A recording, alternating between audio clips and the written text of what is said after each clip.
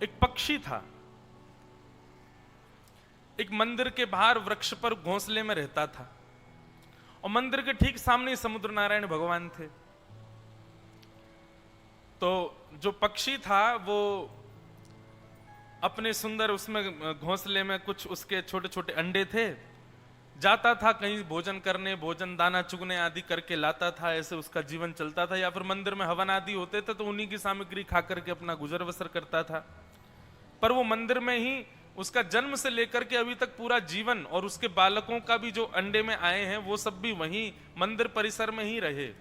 तो इस भाव से वो थोड़ा धार्मिक प्रवृत्ति का था पक्षी। तो एक बार समुद्र में इतना जोर से ज्वार भाटा आया कि समुद्र की लहरें मंदिर तक चली गईं और इतनी ऊंचे स्तर पर पहुंच गईं कि वो वृक्ष पर जो घोंसला था उसको बहा करके ले गए। पक्षी कहीं गया हुआ था लेकिन उसके अंडे बह गए। पक्षी लौट करके आया तो देखा सब उजड़ गया। मंदिर तो व्यवस्थित था लेकिन वो वृक्ष टूट गया, उसमें अंडे ढूंढे, अपने घोंसला ढूंढा, वो सब बह करके चला गया। पक्षी ने उड़ान भर के थोड़ी दूर जाकर के जैसे ही देखा तो घोंसला अभी सुरक्षित था पर बह रहा था समुद्र के ऊपर ही। तो पक्षी ने जाकर के किनारे पर खड़े होकर के समुद्र नारायण भगवान से प्रार्थना की, हे समुद्र नारायण भगवान, मैंने आपका कुछ अनहित नहीं किया, कभी मैंने आपका कभी कुछ बिगाड़ा नहीं है, आप भी मेरा अनहित नहीं करना चाहते। ये तो प्राकृतिक आपके अंदर ज्वार आया जो आप मेरे घोंसले को ले गए हैं, पर मैं आपसे प्रार्थना करना चाहता हूं, मेरे बालक निर्दोष हैं जिनको आप ले गए हो, उनका भी जन्म भी नहीं हुआ है। आप साक्षात नारायण के स्वरूप हो, आप पूर्ण योग्य हो, आप मेरे घोंसले को मुझे वापस कर सकते हो, इसलिए कृपा करके इस छोटे से जीव की इस बात को मान लीजिए, मेरे घोंसले को मुझे वापस कर दीजिए। पक्षी की उस बात को सुनकर के अब समुद्र नारायण को तो कितना भी कोई कुछ कहे वो किसी की सुनते थोड़े ही हैं, वो तो अथाह हैं। लेकिन एक पक्षी की इस बात को सुनकर के थोड़ा सा अहम वश होकर के समुद्र नारायण प्रकट हुए और प्रकट होकर के बोले, तुम क्या समझते हो, छोटे से पक्षी हो, तुम्हारा अस्तित्व भी नहीं है संसार में कोई। पृथ्वी पर जितना भूमंडल है ना, उससे कई गुना ज्यादा मेरा स्तर है पृथ्वी पर। यदि मैं एक श्वास भर लूं तो पूरी पृथ्वी पर छा सकता हूं। मैं तुमसे केवल यह पूछने आया हूं, तुमने किस विश्वास से मुझसे यह बात कह दी कि मैं घोंसले वापस कर दूं? तुम हो कौन? अरे देवताओं को भी डुबाने की सामर्थ्य मेरे अंदर है, तुम छोटे से पक्षी हो और कह रहे हो मेरा घोंसला दे दो। मुझे बस तुम्हारा ये जो विश्वास था ना बोलने में, इसको देखने के लिए मैं आया हूं कि तुम ऐसे किस विश्वास से कह सकते हो कि मैं तुम्हारे घोंसले वापस करूं। बोले क्योंकि आप नारायण हैं, आप नारायण के समान हैं, आपको नारायण के सम माना जाता है। जरूरी नहीं है कि नारायण भगवान ही कुछ कहेंगे, राम बनकर के आएंगे तभी आप मार्ग प्रदान करोगे। एक छोटे पक्षी की भी तो कोई अस्तित्व होता है। मैं बस प्रार्थना कर रहा हूं मेरे घोंसले दे दो। समुद्र नारायण बोले और नहीं दूं तो? बोले नहीं दोगे तो मैं अपनी चोंच में आपके जल को भर भर के किसी और स्थान पर फेंक दूंगा और आपको सुखा दूंगा। ये सुनकर के तो समुद्र नारायण भगवान और जोर से हंसे। बोले तुम अपनी चोंच में भर के मुझको सुखाओगे? बोला हाँ। सुनो, लग जाओ, चलो। अरे ये जन्म क्या, तुम 100 जन्म ले लोगे, 1000 जन्म ले लोगे तो भी मुझको नहीं सुखा पाओगे। कितना बड़ा स्वरूप है मेरा। पक्षी बोला आप बोलते रहिए लेकिन मैं तो अपने कार्य को करूंगा। और उस छोटे से पक्षी ने गया और समुद्र की चोंच में, छोटी सी उसकी चोंच, उसमें समुद्र के जल को भरे और लावे और ले जाकर के गड्ढे में छोड़ दे। समुद्र नारायण खूब हंसे, बोले सुन, करता रही हो, ऐसे ही प्राण निकल जाएंगे तेरे, लेकिन तेरे घोंसले नहीं मिलेंगे आज। पक्षी बोला यही अहम आपका चूर चूर करना है मुझको। समुद्र नारायण बोले मैं भी किससे मुंह लगने आ गया, छोटा सा पक्षी क्या समझ रहा है पता नहीं अपने आप को। और वो पक्षी लगा दौड़ करके जाता, चोंच में जल भरता, लेकर के आता और फिर किसी गड्ढे में डाल देता।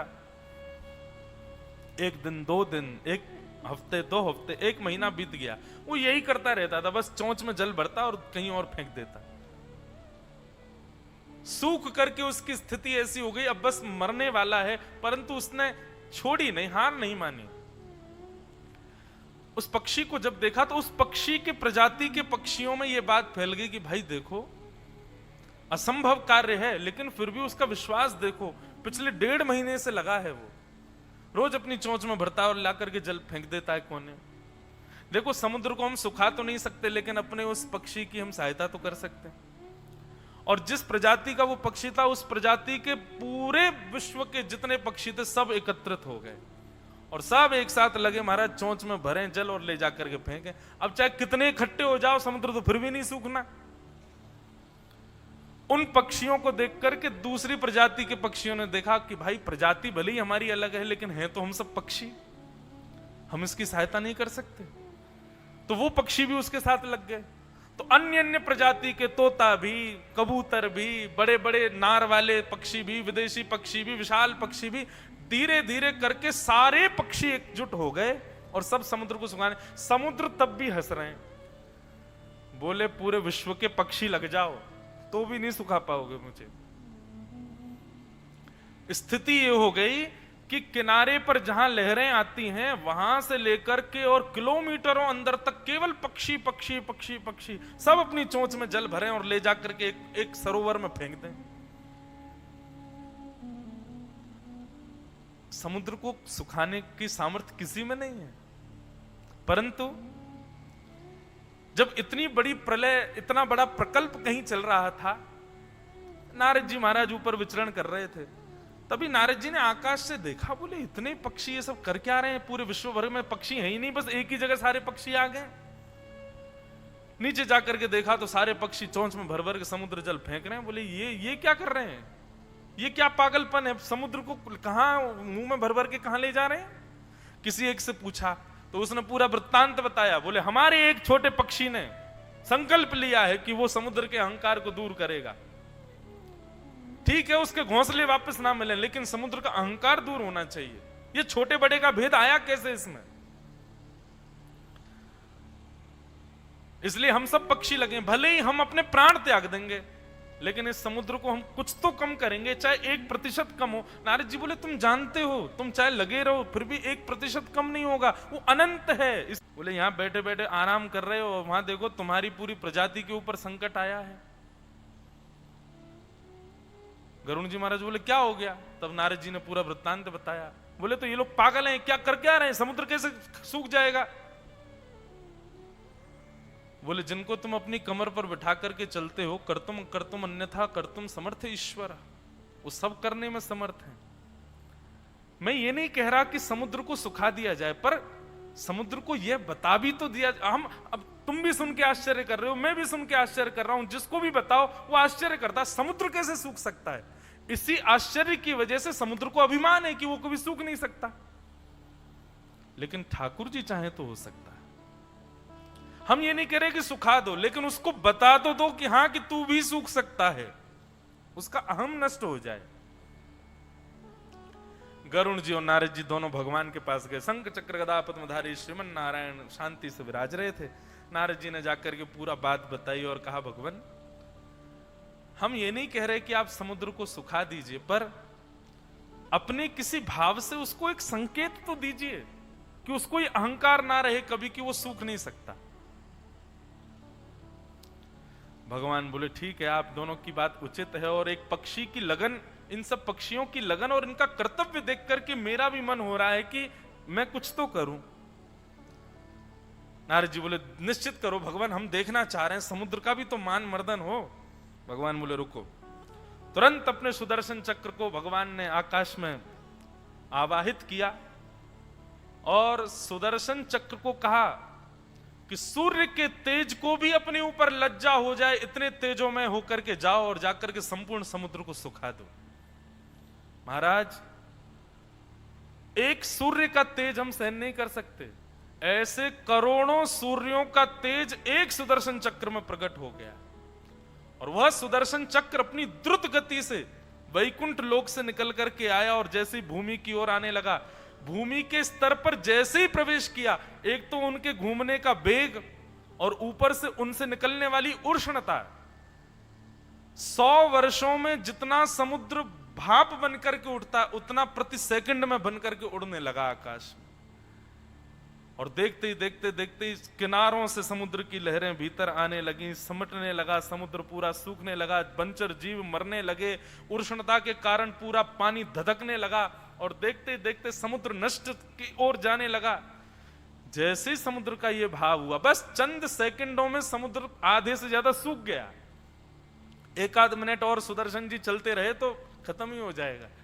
इतने में ही समुद्र नारायण प्रकट हो गए और प्रकट होकर के सुदर्शन जी के आगे हाथ जोड़ा, बोले भगवान क्या कर रहे हो, मैं नष्ट हो जाऊंगा, खत्म हो जाऊंगा, पृथ्वी पर प्रलय आ जाएगा। भगवान प्रकट हो गए और प्रकट होकर के कहा, कभी भी ये अभिमान मत करना कि तुमको कोई सुखा नहीं सकता। उन पक्षियों के कर्तव्य से प्रसन्न होकर के, अपने कर्म में लगे रहने से प्रसन्न होकर के मैंने ही सुदर्शन जी को आज्ञा दी थी कि जाओ जाकर के समुद्र को सुखा दीजिए। इसलिए हे समुद्र, कभी अपने ऊपर अहम मत करना कि तुमको कोई सुखा नहीं सकता है। ये सुदर्शन चक्र नित्य ध्यान रखेंगे कि जिस दिन तुमको अहंकार हो उसी दिन ये आक्रमण कर दें। और सुनो, वो पक्षी जिसके घोंसले को तुम ले आए थे, बोले भगवान आप कैसी बात कर रहे हैं, मेरे ज्वार भाटा में न जाने कितनी वस्तुएं आती हैं, मैं सबको वापस कराने थोड़े। बोले सबको मत करो, पर अब उस पक्षी को जरूर वापस करो, ये मेरी इच्छा है। और समुद्र समतल हो गया। समुद्र नारायण भगवान उस पक्षी के घोंसले को लेकर के साक्षात प्रकट हुए और प्रकट होकर के उस पक्षी के सन्मुख जाकर के रख दिया। बोले आप जीते, मैं हार गया भगवान। आपकी कर्तव्य निष्ठता और आपका विश्वास अपने कर्म के प्रति, उससे ठाकुर जी प्रसन्न हो गए और ठाकुर जी ने मेरे स्तर को ही कम कर दिया। तो इस प्रकार एक कथा आती है। ये कथा अपने कर्तव्य और अपने विश्वास को कभी ना डगमगाने की प्रेरणा देने वाली कथा है। ठाकुर जी ये विचार नहीं करते कि कोई व्यक्ति श्रेष्ठ बन गया है अब वो श्रेष्ठ ही बना रहे, नहीं। ठाकुर जी ये देखते हैं कि श्रेष्ठ बनने के बाद भी अपने कर्तव्यों से विहीन तो नहीं हो रहा। ठाकुर जी ये देखते हैं श्रेष्ठ बनने के बाद भी इसके चित्त में अपने कर्मों के प्रति, कर्तव्यों के प्रति, मेरे चरणों के प्रति कहीं विश्वास में कुविश्वास तो नहीं आ गया है, कहीं अहंकार में आकर के ये मेरी सत्ता को भूल तो नहीं गया है। ठाकुर जी इस पर पूर्ण दृष्टि रखते हैं।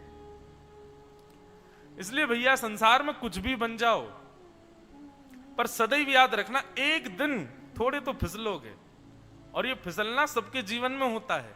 ये भी निश्चित रखिए, याद रखिए और गांठ बांध लीजिए जीवन में। सब कुछ अच्छा रहेगा जीवन भर, ऐसा नहीं हो सकता, कदापि नहीं हो सकता, और इस भूमि पर तो बिल्कुल नहीं हो सकता। कुछ ना कुछ आपके जीवन में आपत्ति, विपत्ति, संकट बने रहेंगे। इसलिए सबके लिए तैयार रहो, अहम शून्य होकर के रहो, भगवत चरणार बिंदों में अटूट विश्वास रखो, क्योंकि अहंकारी और भगवत चरणार बिंदों से कुविश्वास करने वाले के जीवन में तो ठाकुर जी संकट भेजते हैं फिर। इसलिए अहम शून्य हो जाओ और सदैव तैयार रहो किसी भी प्रकार की परिस्थिति को सामना के लिए। कोई बहुत छोटा है तो वह चिंता ना करे कि ठाकुर जी उसको देखते नहीं हैं। इस पक्षी की तरह ठाकुर जी आपकी भी सहायता कर सकते हैं। और कोई बहुत विशाल समुद्र की तरह है तो वो इस अहंकार में ना रहे कि मैं कभी नष्ट नहीं हो सकता। ठाकुर जी की एक भ्रकुटी टेढ़ी नहीं हुई कि सब नष्ट हो जाएगा। रात रात में करोड़पति खाकपति हो जाते हैं। इसलिए भैया हमारा कोई अस्तित्व नहीं है और इस संसार में किसी का कोई अस्तित्व नहीं है। समुद्र से लेकर के आकाश के सूर्य तक अस्तित्व केवल और केवल ठाकुर जी का है। इसलिए सदा उन्हीं के रहो, उन्हीं के होके रहो। मैं कुछ हूं ऐसा कभी चित्त में मत लाओ।